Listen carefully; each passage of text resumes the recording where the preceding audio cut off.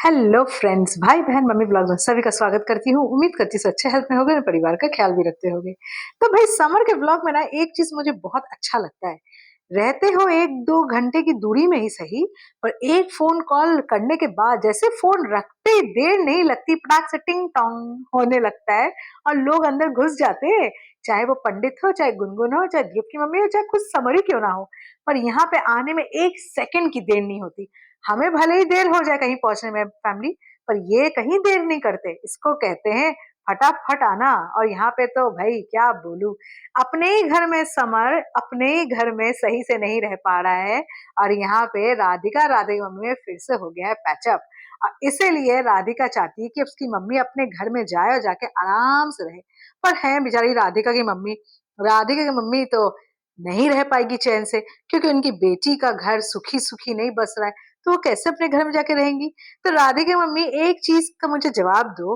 आपको अपनी बेटी की इतनी चिंता थी तो आपको अपनी बेटी की शादी नहीं करवानी थी? आपकी बेटी तो दूध पीती बच्ची है, आपको अपने पास रखना चाहिए था। आपने उसकी शादी क्यों समर से करवाई? वो जितना भी जबरदस्ती करती उसको कहती ना बेटा ना, ये कोई खिलौना नहीं है तो खेलोगी और छोड़ दोगी, या तुमको अगर बाद में चोट भी पहुंचेगा तो तुम उसके संग निभाओगी। नहीं, शादी नहीं करनी है, जहां हम देखेंगे वहां शादी करना।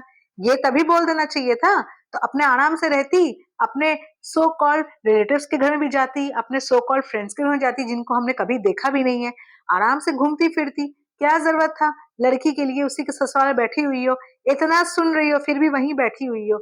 आपको भी राधे मम्मी शर्म नहीं आता है? बेटी के ससुराल में बैठने में आपको बहुत आनंद आता है, बहुत आनंद। इतनी बातें सुन के, समर की माँ के बारे में इतनी बातें बोल के आप वहीं टिकी रहते हो। और यहाँ पे समर की मम्मी को जो आप बोल रहे थे ना, आप खुद किया हुआ पहले अपने आप को भी देख लो। आप समर की मम्मी को बोलने से आपको कोई फायदा नहीं होगा। और रहा सवाल पंडित से जादू करवाने का, तो वो जादू आपने खुद अपनी बेटी के ऊपर करवाया है, ना कि समर ने करवाया है।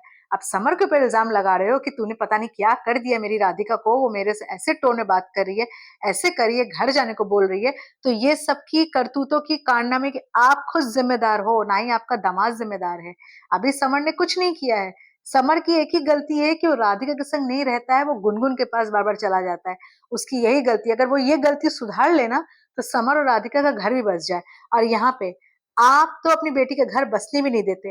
राधिका अपनी सास के बारे में जो तो अनाप शनाप बोल रही है, पर आप उसमें क्या कर रहे हो? आप अपनी बेटी को समझाओ कि नहीं, छोड़ दे, हो गया, अब ये लोग सही से रहो, आप तुम्हारी सास को भी सही से रखो। पर आप ये सब नहीं बोलोगे, आप उसी में जले में नमक छिड़कते जाते हो, छिड़कते जाते हो। आप ऐसे उस चीज को आप नासुर बना देते हो कि आपकी बेटी अगर सही से रहना भी चाहे ना, वो नहीं रह पाएगी।